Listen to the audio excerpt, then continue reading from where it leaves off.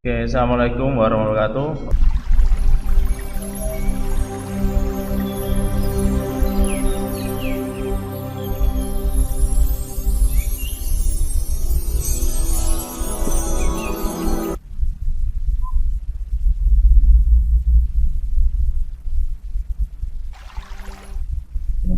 Assalamualaikum warahmatullahi wabarakatuh.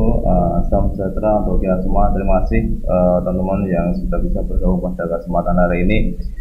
Oke, jadi hari ini akan kita bahas tentang fotografi landscape. Jadi kemarin kita sudah mengumpulkan hasil dari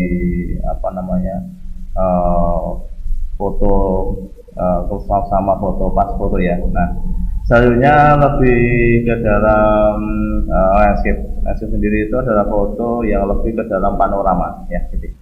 Jadi teman yang suka foto tentang panorama mungkin lebih nyaman untuk mengambil teknik landscape sendiri ya. Nah, dari foto landscape sendiri adalah memberikan suasana yang poinnya itu adalah natural. Nah, jadi di sana di dalam pengambilan sendiri itu memiliki beberapa konsep di dalam teknik fotografi. Terutama yang perlu disiapkan adalah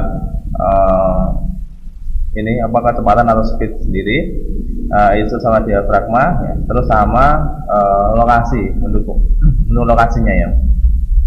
Karena yang sering digunakan itu adalah tempat ya, tempatnya seperti pantai, pegunungan atau mungkin lebih ke tempat rekreasi ya. Nah, itu lebih cocok untuk pengambilan landscape. Nah, jadi gimana kita bisa menyelesaikan dari fotografi landscape sendiri? Nah, maka banyak sekali yang harus kita lihat atau cara trik-triknya untuk yang memang pengen lari ke sana ya. Baik, terima kasih yang sudah bisa hadir ke sini. Coba saya akan cek sendiri untuk masuk di dalam siakat online. Silakan aja yang sudah masuk bisa di siakat online. Yang belum mungkin nanti bisa buka di siakat ya untuk presensinya. Baik, oke, saya langsung aja untuk dalam materinya. Oke, jadi untuk materi tentang fotografi landscape sendiri ya. Ada beberapa teknik sih di sini nanti yang perlu kita pelajari. Oke, kita coba yang kita pelajari dari fotografi landscape sendiri. Ya, jadi suatu bentuk untuk pengambilan foto itu tidak serta-merta bisa kita ambil dengan bidikan tanpa harus ada tekniknya ya. Nah, kalau kita mengajarkan dalam landscape sendiri itu perlu suatu hal yang memang untuk memberi keindahan alam. Nah, jadi untuk memberikan suatu keindahan alam itu perlu yang namanya suatu fotografi. Jadi yang perlu kita sesuaikan bagaimana itu namanya fotografi bisa sesuai dan memberikan suatu pesan dan kesan. Nah, jadi pertama kita harus tahu bagaimana memberikan suatu keindahan alam. Oke ya gitu. Jadi keindahan alam sendiri itu meliputi bisa kita ada kombinasi antara model bisa kita masukkan atau mungkin beberapa konteks ke dalam seperti ada hewan, ada mungkin beberapa yang fokus dalam pengambilan di alam sendiri. Mungkin pernah ngambil tentang persawahan ya, persawahan di sawah itu ada beberapa orang langsung bercocok tanam. Nah, di situ mungkin ada beberapa yang baru intinya membawa hewan ya, seperti sapi ya lagi membajak sawah. Nah, itu perlu kita abadikan. Memang itu alami ya kan itu. Berarti itu perlu yang kita siapkan untuk pengambilannya.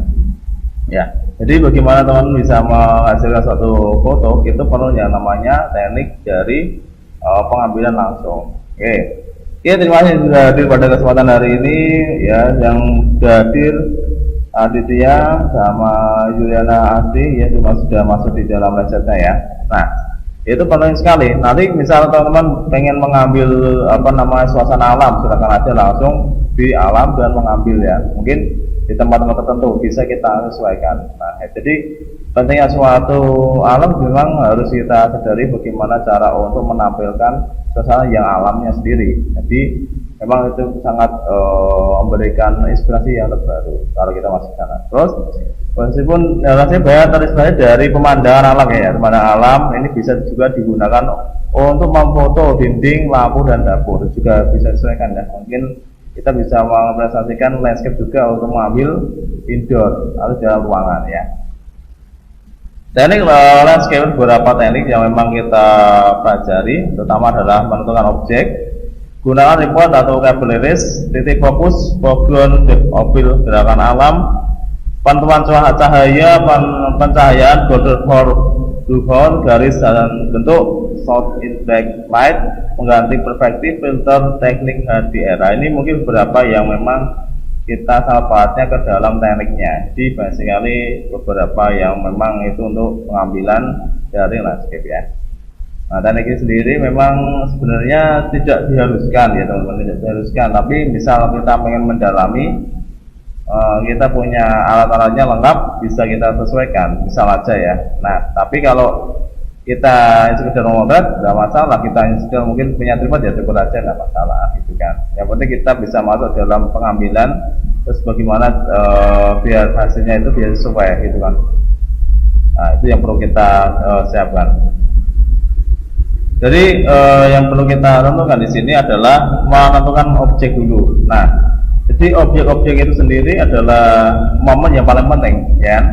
Kenapa momen yang paling penting di sini? Bagaimana orang itu bisa memandang, bisa tempatnya itu bisa enak, nyaman dan sebagainya ya. Itu perlu ya kita abadikan. Oh, saya pengen mengambil mungkin pegunungan. Nah, di situ yang lebih tertarik apa? Oh, gunungnya. Berarti kita fokus di gunungnya. Mengambil pantai, di situ ada mungkin seperti orang baru mancing misalnya ya. Nah, kita fokuskan ada juga ada orangnya. Nah, ini bisa kita sebagai acuan untuk foto. Nah, ini jadi perlu juga jika nanti kita bisa mengambil sesuatu yang memang perlu kita abadikan. Nah, gitu ya teman-teman ya. Jadi sangat baik sekali jika kita bisa mengambil sesuai dengan pengambilan mungkin dari segi hasilnya jika kita tentukan sendiri ya. Seperti ini adalah tergantung pada supaya kita untuk mencari objek kita. Jadi cuma biar lebih menarik dan dilihat orang itu ya baguslah, ada wahnya sendiri gitu ya. Jadi itu yang perlu. Nah, yang memang kedua gunakan tripod atau capillaries. Memang tripod itu sangat penting sebenarnya yang tripod.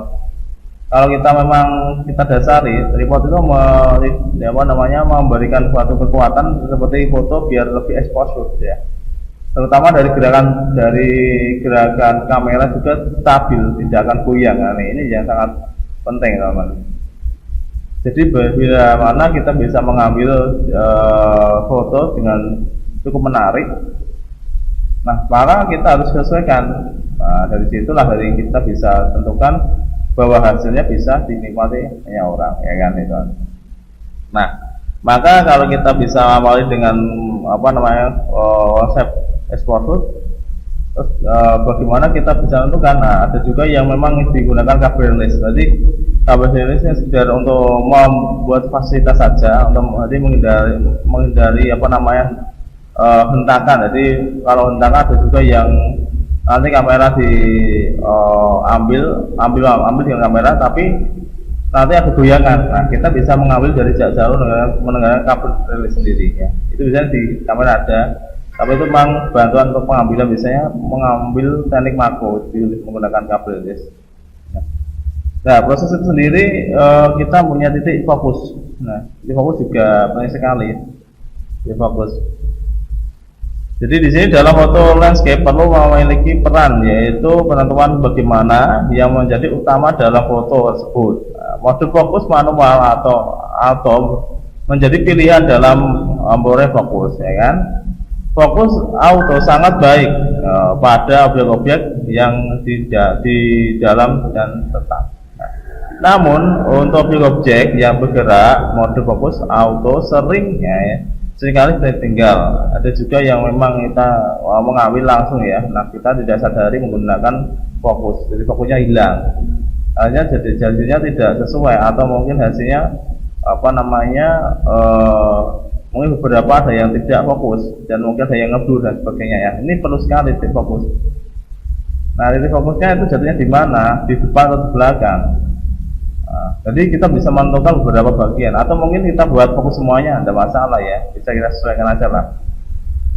Baca mengambil beberapa item seperti tempat kayak pemandangan alam. Nah, kita coba kira-kira kita mau fokuskan yang mana. Nah, itu yang perlu kita tingkatkan. Bagaimana kita bisa menyesuaikan bahwa hasilnya bisa sesuai, maka kita tentukan dari konsep tersebut. Nah, itu yang perlu kita sadari, bagaimana kita bisa menyiapkan atau mengondisikan bahwa hasil itu sudah cukup untuk pengambilannya ya. Nah, itu dijajah lagi ada juga namanya foreground. Nah, ini juga penting juga foreground. Kenapa kok ada foreground? Nah, banyak orang melupakan foreground. Nah, karena sibuk menentukan background. Nah, ini ya, background itu adalah objek yang terletak di antara objek yang fotografer. Jadi ada yang memang itu dominan untuk foreground. Foreground bisa kita letakkan di depannya. Misal kita mengambil objek, di situ ada laut ya atau pantai. Di depannya ada mungkin seperti tumbuhan atau mungkin batang atau mungkin beberapa ini ya kayak bebatuan yang memang di situ. Nah, kita bisa menggunakan sebagai foregroundnya. Jadi letaknya di depannya.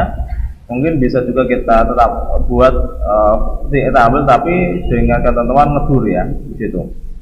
Nah, di situ sendiri kita bisa lakukan bagaimana kondisi dari foreground itu bisa diambil. Nah, gitu. Jadi perlu kita sesuaikan. Terus langkah apa saja yang harus kita sesuaikan? Maka kita jadikan pengambilan lebih tepatnya ke dalam objek, gitu ya. Itu yang perlu kita sadari, bagaimana biar sesuai dengan hasilnya.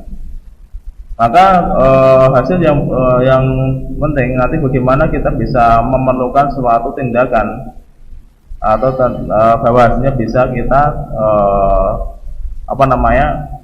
bidik sesuai. Mungkin yang depan kita berdur ya kan, tapi dengan tentuan ada foregroundnya. Nah, ini bagusnya ke sana ya. Itu penting. Maka teman-teman kalau bisa ambil ada foregroundnya juga boleh gitu ya. Di depannya kita mungkin mengambil objek ya, mungkin manusia, model, kita kasih foreground, mungkin di depannya ada tumbuhan atau alang-alang atau apa, bisa kita jadikan di depannya gitu kan. Itu yang penting sih. Ya.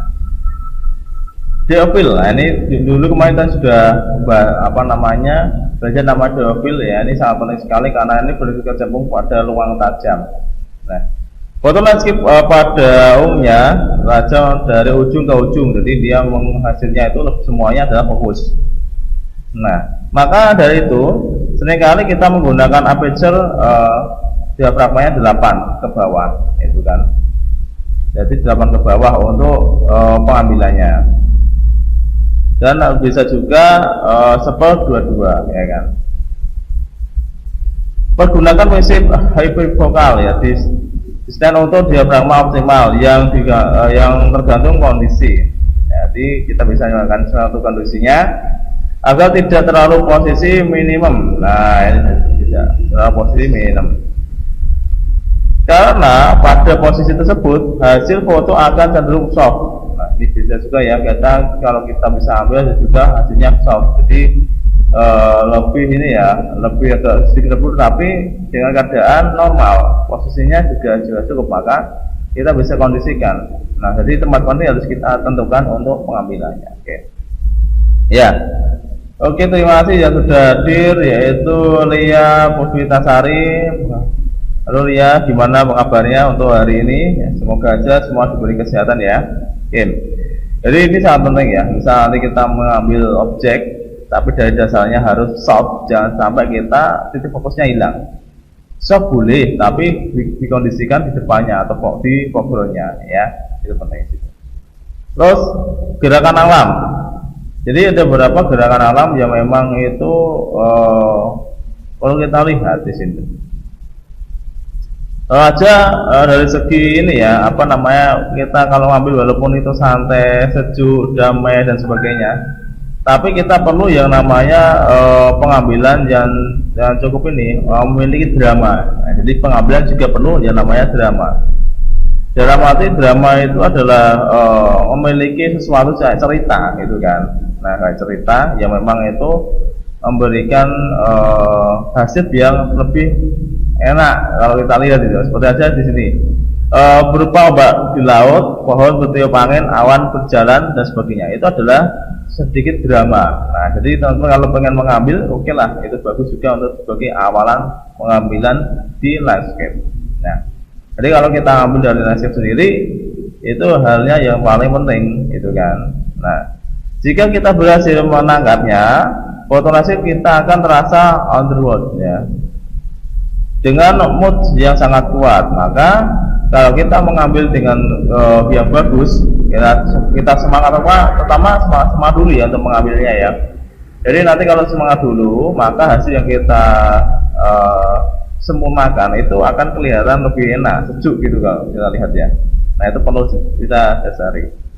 Maka kalau bisa kita sesuaikan untuk pengambilannya, kita bagaimana harus bisa lebih kuat gitu, dalam pengambilan itu, yaitu adalah fokus di dalam objeknya, tapi juga buat drama juga ya. Terus pantauan cuaca tidak ada kita prediksi, jadi semuanya tidak bisa prediksi cuaca ya. Walaupun cuaca besok nggak hujan, tapi jadinya hujan. Walaupun nanti kayak nggak hujan, nanti hujan, kalian tidak bisa kita prediksi ya. Nah, ini adalah kondisi yang memang suatu fotografer harus mempersiapkan diri. Kita perlu biasa menggunakan waktu yang cepat untuk motret. Nah, itu aja ya. Bayangkan pemula berpikir foto landscape yang bagus adalah pada saat yang cerah. Nah, jadi tidak harus yang cerah, ya kan? Foto ini diambil pada saat foto yang diambil saat cerah sudah biasa dijadikan untuk foto kalender atau postcard ya. Jadi untuk pengambilan itu tidak harus yang cerahnya. Mungkin mendung bisa diambil teman yang mungkin agak mendung, mungkin agak sedikit gelap, itu bisa ajukan sebagai foto landscape juga. Nah, kalau yang memang hasilnya bagus itu bisa digunakan sebagai apa namanya ini foto-foto yang memang dipajang atau digunakan sebagai display itu kan, bisa gitu. Nah, itu juga kita tentukan untuk cuaca ya. Terus dari segitu juga perlukan yang namanya pencahayaan. Nah, pencahayaan itu memang banyak sekali. Kalau kemarin kita sudah belajar nama pencahayaan ya kan, pencahayaan dari buatan sampai pencahayaan natural ya kan, alami. Nah, itu yang kita siapkan dari pengambilan. Nah, di sini pencahayaan memang ada yang kita ambil adalah yang alami dari sumber matahari, api ataupun mungkin dari bulan. Nah, ya. Ini memang harus kita sesuaikan. Misal sumber-sumber ini bisa kita tambahkan seperti apa namanya, tambahan bleed center ya kan. Mungkin kalau malam hari ya kan kita bisa menambahnya. Kayak bleed juga perlu, center juga perlu. Nah, itu yang perlu kita tentukan. Terus kita bisa mengarahkan ke dalam 5 pencahayaan ya. Ini kemarin kita sudah belajar. 5 pencahayaan ada ini ya, ada front light, back light, side light. Terus ada digunakan untuk foto ruangan, golden hour, blue hour dan sebagainya. Ini adalah suatu teknik saja. Jadi suatu teknik yang memang biasanya untuk memberikan pesan yang cukup bagus di dalam bentuk visualnya. Nah, itu ya. Jadi kalau kita mengambil dengan konsep mungkin pencahayaan dari tampak depan, nah itu kita sesuaikan dulu. Nah, kita bisa menentukan bahwa kita bisa menambahkan cahaya dari depannya. Gitu ya. Nah, jadi itulah perlunya suatu fotografi. Jadi kita bisa menentukan bagaimana kita bisa menyesuaikan teknik yang ada. Nah, jadi itu yang kurang lebihnya untuk kita sesuaikan. Jadi langkah-langkah itu harus menentukan, harus kita siapkan bagaimana cara untuk memberikan suatu kesan dan pesan bahwa fotografi itu menarik. Nah, oke. Terus golden hour dan blue hour. Di sini ada 2 ya kejadian. Kita kalau ngomong golden itu terjadi 1 sampai 2 jam sebelum matahari terbenam. Jadi kita boleh mengambil sebelum matahari terbenam. Nah, itu bisa dinamakan ada golden ya. sehingga 30 menit sebelum matahari terbenam itu jaraknya 1 sampai 3 jam sejak matahari terbit. Juga ini boleh ya. Jadi mungkin satu jam sampai 3 jam itu teman-teman coba lihat matahari terbit dari itu. Tapi sebelum terbit dilihat dulu, itu nanti kelihatan seperti merah ya, misalnya aja ya. Jadi hasilnya nanti bisa jadi mungkin sunrise ya. Jadi waktu dia terbit itu bagus banget ya, kita ambil. Mungkin daerah pegunungan itu bisa, atau mungkin daerah pantai ya, itu bisa menyesuaikan. Maka oleh karena itulah yang paling penting kita bisa mengambil objek, maka jatuhnya nanti dalam bentuk bayangan. Nah, blue horse terjadi saat 20 sampai 30 menit ya, setelah matahari terbenam nih. Jadi ini setelah matahari terbenam akan kelihatan gelap, tapi sebelum gelap ya kan. Sebelum gelap nanti matahari akan kelihatan tapi tidak sudah meninggalkan seperti bayangan. Nah, ini boleh juga kita bisa mengambilnya ya. Oke. Terus garis dan bentuk ya. Kita bisa menyadari ada namanya garis dan bentuk ya. Jadi di dalam pengambilan itu ada kelihatan garis berbentuk seperti meninggalkan dari yang seperti matahari mau terbenam, ada yang kelihatan seperti garisnya di gitu. Itu sangat mementingkan sekali, sangat boleh kita sesuaikan. Jika kita lihat suatu orang foto ya kan, membantu memperkuat landscape itu ada garis dan bentuk, itu memberikan suatu perspektif. Nah, jadi hasilnya itu lebih perspektif dan bisa kita sesuaikan. Nah, jadi itu yang kita ambil. Maka gunakanlah garis ini ya. Misal nanti kita mengambil suasana di daerah pantai, sudah mau terbenam, nanti kelihatan garisnya. Nah, antara matahari dan pantai sendiri waktu mau terbenam. Nah, itu yang paling penting di situ. Coba aja nanti ya, diperkuat waktu pengambilannya ya. Nah, jadi itu yang paling kita siapkan, bagaimana suatu hasil itu bisa kita gambarkan, bisa kita amati, bisa kita lihat. Nah, itu yang paling penting. Dari konsep visual juga harus menyenangkan ya. Jadi bagaimana kita bisa tentukan bahwa hasil kita itu memang terbaik ya, itu kan. Jadi itu. Slow in dan blacklit. Nah, ini terkadang memang kita kurang beruntung ya, tapi tetap melihat. Mungkin waktu ini bentuknya dari waktunya berbeda ya kan. Waktu mau motret malah ada ombak misalnya. Tapi dengan ketentuan orang bisa kita ambil, tapi ya harus hati-hati. Atau mungkin waktu mau motret sudah mendung ya kan. Jadi tidak sesuai dengan hasil kita, tapi nggak apa, kita ambil, kita sesuaikan. Nah, bisa kita tentukan di situ. Nah, ya, maka kita bisa mengarahkan ke sana, ke situ.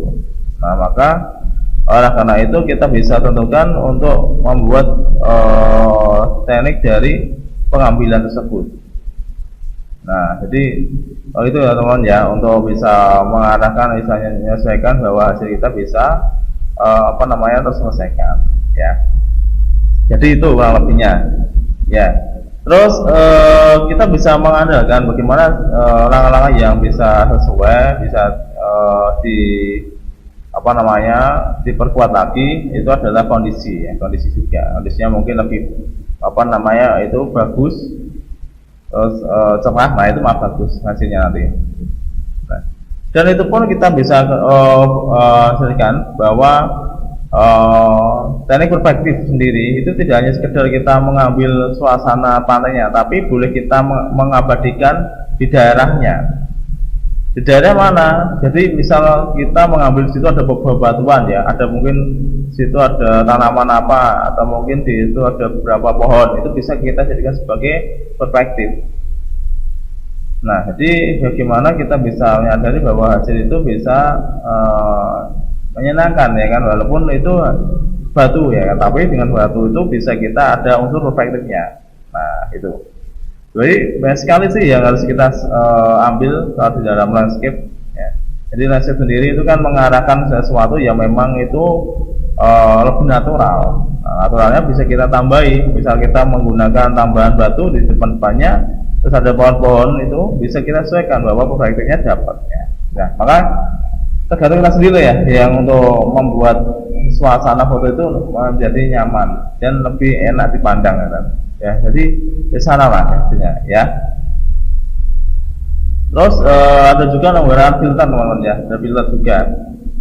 Filter juga ini memberikan suatu ketentuan bahwa ini ada beberapa filter yang memang sering digunakan untuk pengambilan di dalam fotografi. Ada filter UV ya. UV ini biasanya untuk ketajaman sensor ya.